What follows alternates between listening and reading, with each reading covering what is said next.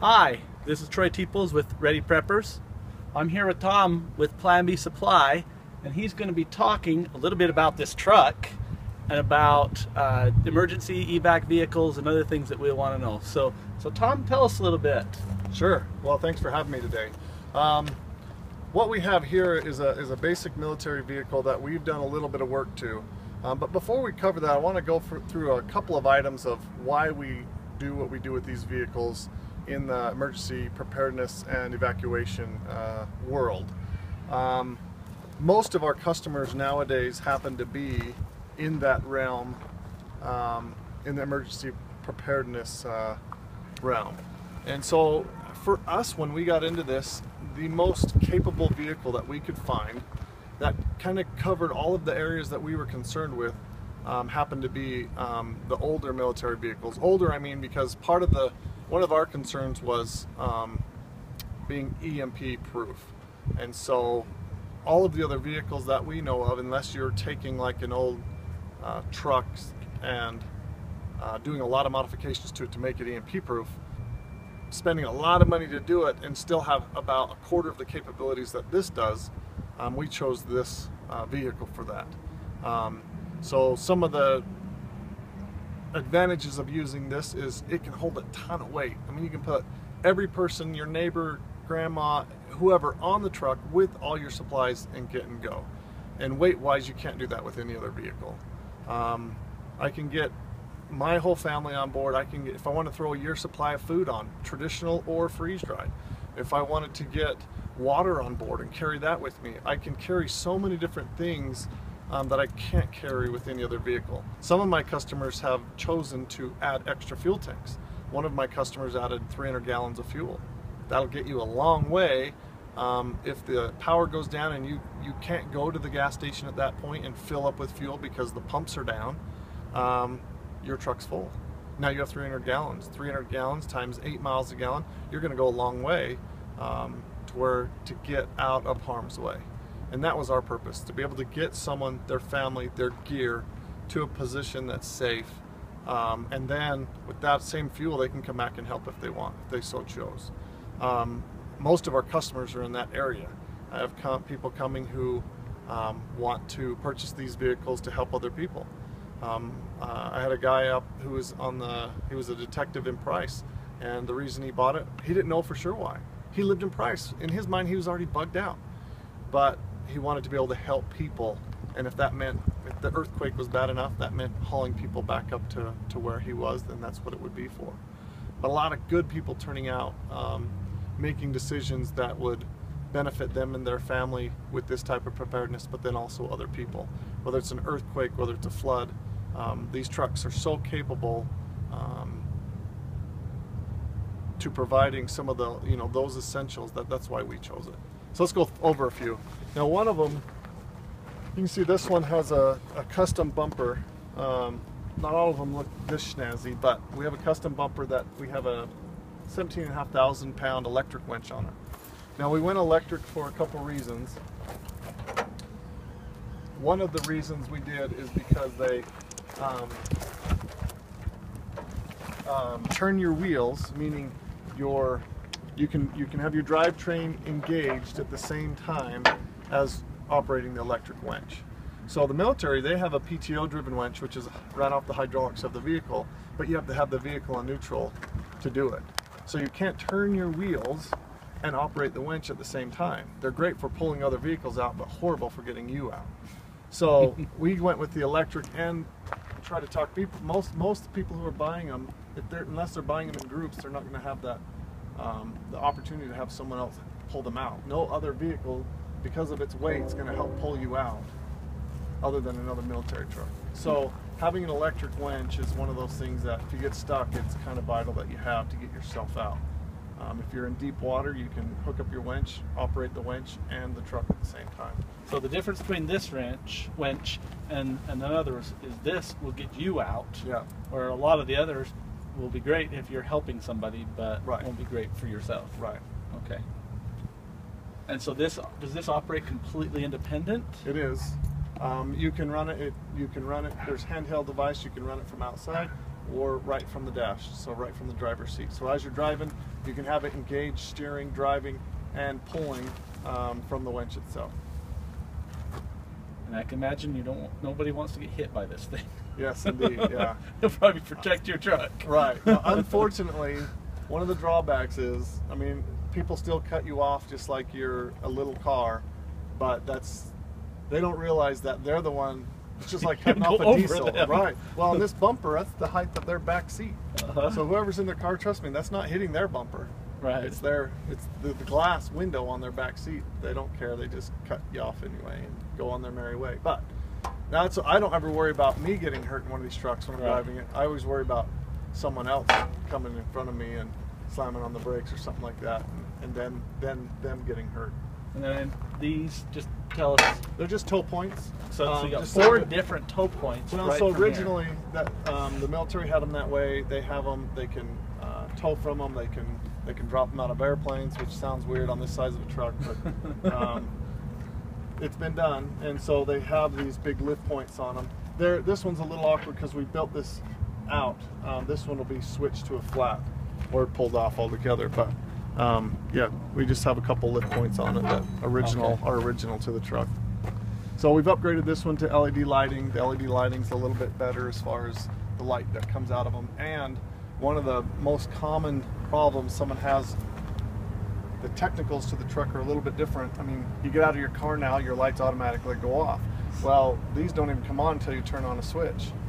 And your blinkers, all your lighting doesn't work unless you turn the switch on. So you can't turn your blinker on unless you turn that switch on. Well, people get out of their truck, you know, because that's how they're used to operating the vehicle. The vehicle's supposed to shut off by itself, right? Well, military, they didn't do it that way. So if you leave the normal headlights in them, the first thing it'll kill are your 4 batteries. And it'll destroy them. I mean, it'll drain them down fast. Whereas you can put LEDs on and it'll stay on for like 4 days and you'll be okay. Cool. So we upgrade them to the LED lights. These are just off-road LED light bars. They don't come on with on the road headlights, but they're just an add, give you a lot more light when you're going through the trees and stuff. Cool. So this particular vehicle, we have the customer wanted a smaller bed and wanted more space in the back for his family. So he did a large enough cab where he can put 10 people in the cab. So you have a driver's seat and a passenger seat, and then you have 2 rows of seats. They also, I think they're in the bed position. The backs flip up, and you can sleep forward as well. But just some options that he wanted. But mainly it will seat 10. This one has the super single tires on it. They only come in 2 different variations: the super single tires, or what you see on over-the-road trucks like a diesel lorry. They have the dualies. Well, they do have these in dualies as well. Problem with them, when you get off-road and you get into the big gravel, the big rock, you'll get the rocks wedged in between your dualies in the back, and it'll just destroy the tires. And so there's a disadvantage there. One of the reasons the military went to the super singles is you don't have that anymore. Not that big of a deal if you're staying on the freeway. Well, these military used them off-road, and then of course that's what our intent is going to be.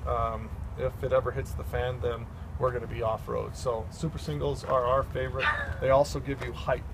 They give you the clearance, additional clearance of about 4 inches versus the super single or versus the dualies. Now you were saying that with the height of this, you literally could drive over a car. Yeah. If you look at our videos on our website, we are crushing some of the cars. They give you enough clearance. There's enough weight on here that it'll crunch the car low enough and keep it above where this hit point is, and so you'll clear that by as you go over it. So now, not all of them. Some cars are a little differently shaped, but sure. I mean, you can see our video and see which ones we've crushed. But cool. So this one we did suicide doors. It's a lot easier. If I had the door over here, it'd be harder to access. So using the same, get up into the truck as the military used, we just have someone climb up using the same point.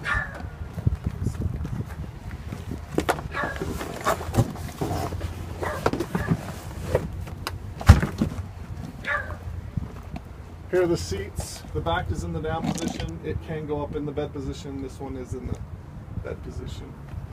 So that comes down like That that. comes down and acts like the. And now that's two beds. It would be two beds. Yeah. Huh. So this customer's upgraded to air ride seats.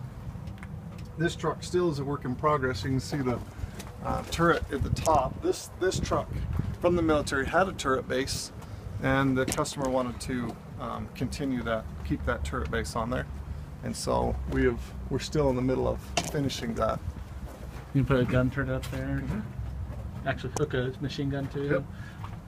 Yeah, the military, I mean, I have two turret mounts that were on trucks when I bought them from the military. Is that another upgrade That's option? an option, You'll yeah. throw the machine gun on there? Well, the machine guns are, yeah, they're something else to get a hold of. They're a whole different line of work that the customer has to try to go through themselves. I can help them with the process, and I have people who can get them in through that process.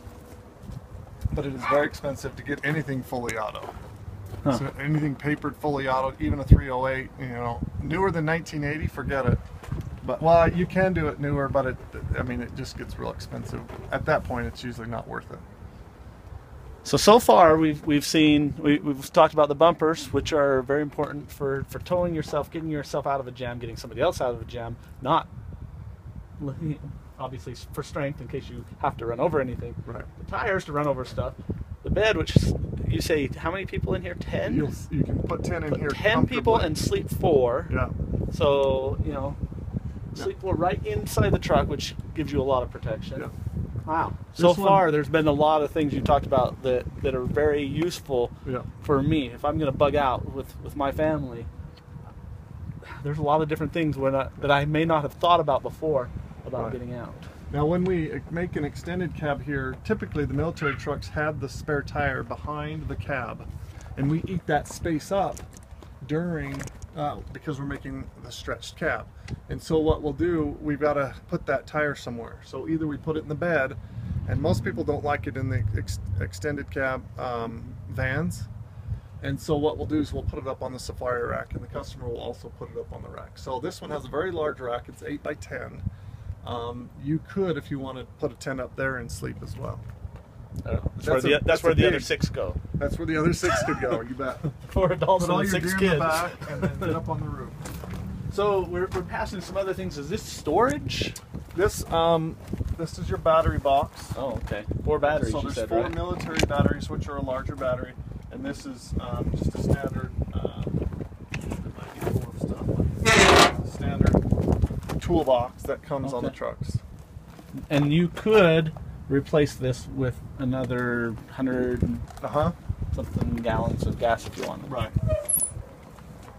So another fuel tank could go here. That's been. We do that quite often. Pull that off, put another one.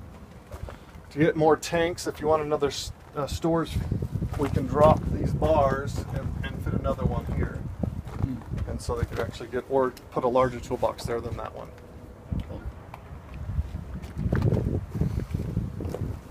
So this bed was a 14-foot bed.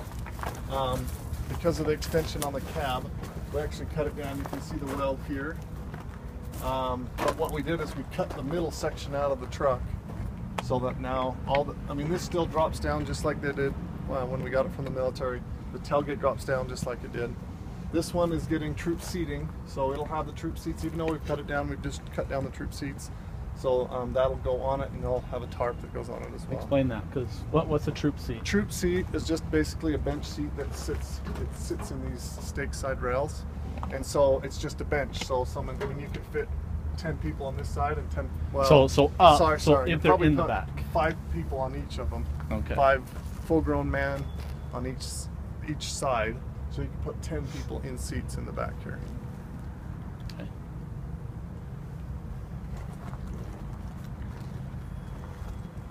Can I stand on this? Yep.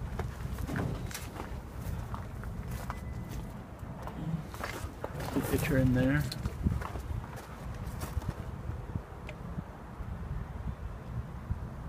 What else? So this is the bumper. This is the pintle, the heavy-duty pintle hitch that comes from the military. It will allow you to pull another 15,000 pounds.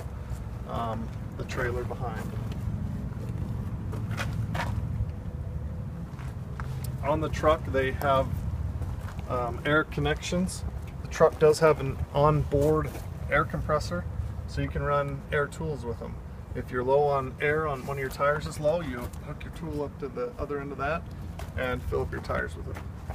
If you want to run tools that you can use to fix other vehicles or something else, you can have a whole set of air tools, and fix them and repair them just right out in the open.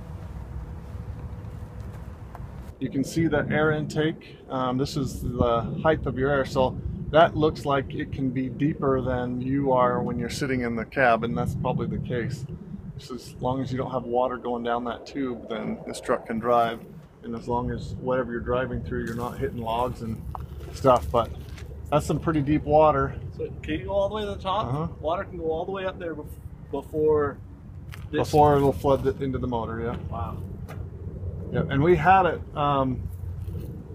that hood line right there, that upper hood line, the seats were totally engulfed, but we had it in a lake that deep, and we left the truck in it running for 3 hours. Everything on here, all the orifices, all the axles, you can see the tanks right there have a bunch of air lines on top. They're all breather points, but they're not just open breather points. They breathe and then they go up and they go into that tank. Anyhow, how big is this tank? This is an 80-gallon tank. One of our most popular upgrades is another tank, usually on the other side. This is a regular extension, a regular chassis. So it's a regular truck chassis. So that's as large as it is. On the expandable van trucks, the chassis is 5 foot longer, and so you can get another 50-gallon tank in there. So you could do 320. In fact, you talked about it. Yeah, if I use the Freightliner tanks, I can get 400 on that. 400 gallons. Now, yeah. That will take me all the way across the country. Right. Or back and forth and back and forth and back and forth a yeah. lot of times Yeah. to help in an emergency. Yeah. So, and that's what I mean, some people, that's what their intent is. Some people, you know, they've got a long way to go to where their spot is of where they're going.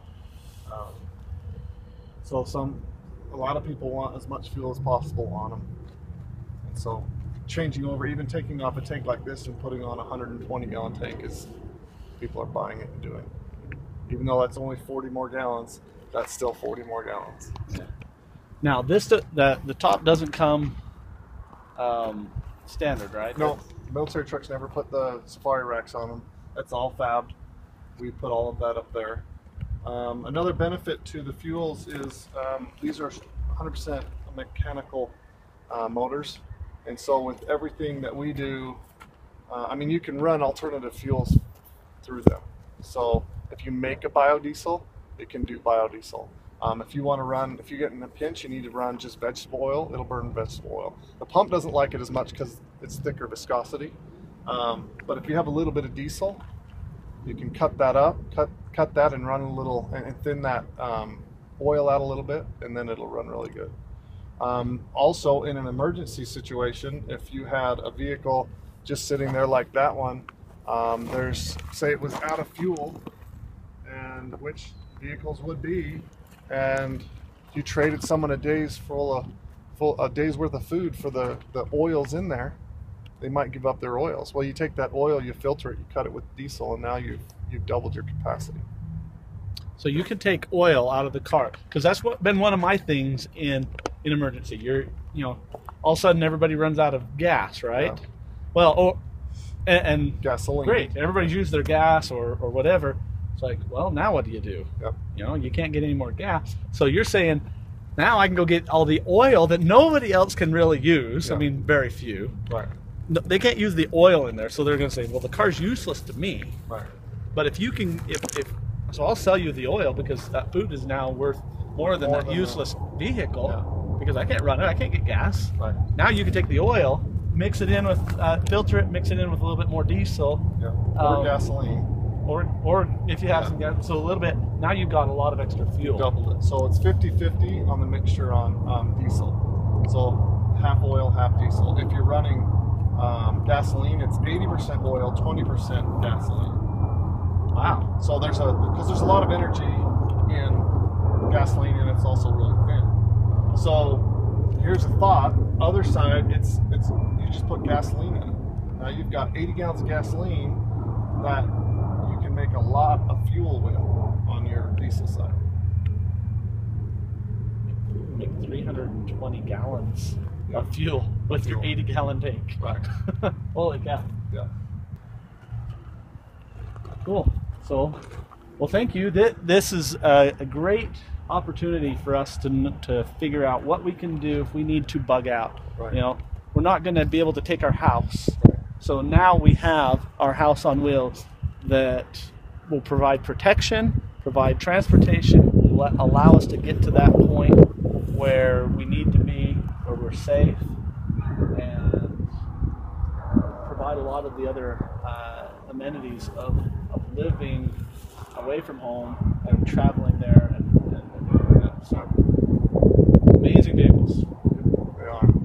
Well, thank you so much for showing us and sharing with Your audience, our audience, other Ready Preppers, and getting ready. So, okay. Well, if you have any questions, just hit us up at the website.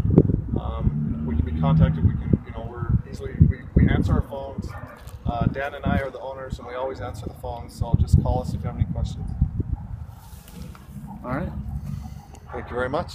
Thank you. You bet. All right.